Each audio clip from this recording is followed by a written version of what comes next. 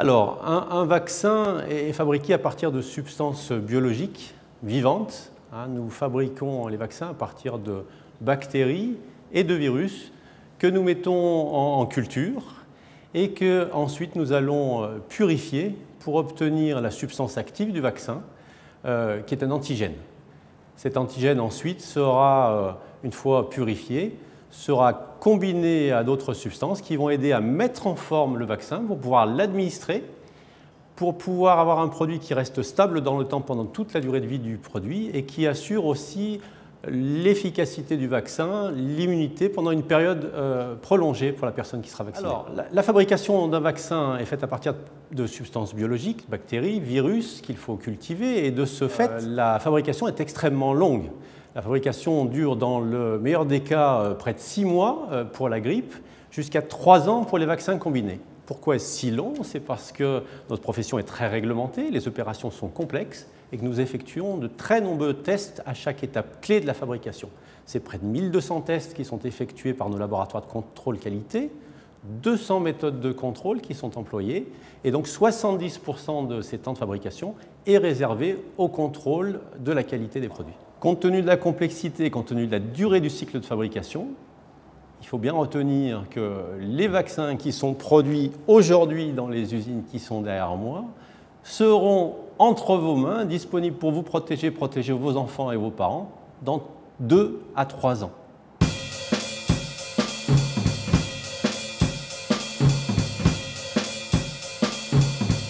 Les vaccins sont des produits qui sont extrêmement sensibles à la température. Il faut les stocker au froid. Donc, c'est une particularité de ces produits biologiques. Il faut respecter les contraintes de la chaîne du froid. Donc, les vaccins suivent les circuits généraux de distribution du médicament, mais avec des contraintes particulières qui sont celles de la conservation au frais.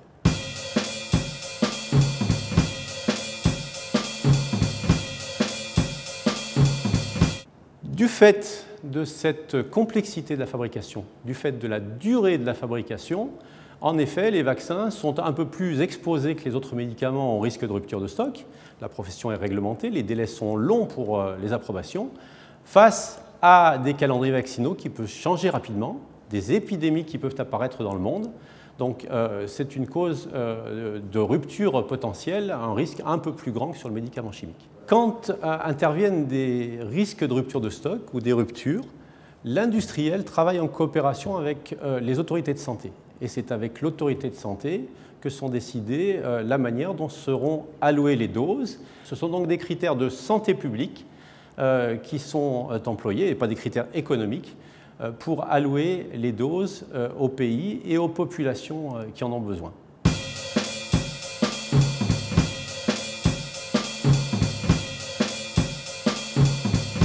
Alors, le vaccin est à de nombreux titres un cas particulier. Les États interviennent beaucoup dans la gestion du vaccin, parce que c'est un produit important en matière de santé publique. Une particularité du vaccin qui n'existe pas sur le médicament chimique, c'est que le vaccin demeure un des seuls médicaments sur lequel il demeure un contrôle et une libération de chaque lot par l'autorité, en plus de la libération qui est faite par le pharmacien industriel. C'est un premier élément.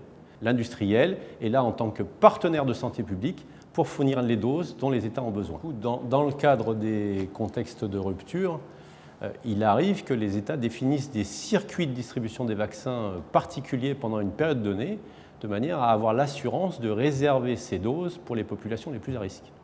Et il est arrivé en 2015, en France, que l'État décide de réserver certaines doses de vaccins pédiatriques au PMI, au Centre de protection maternelle et infantile, de manière à ce que les populations qui avaient été définies par l'État soient vaccinées en priorité parce qu'elles présentaient un risque particulier.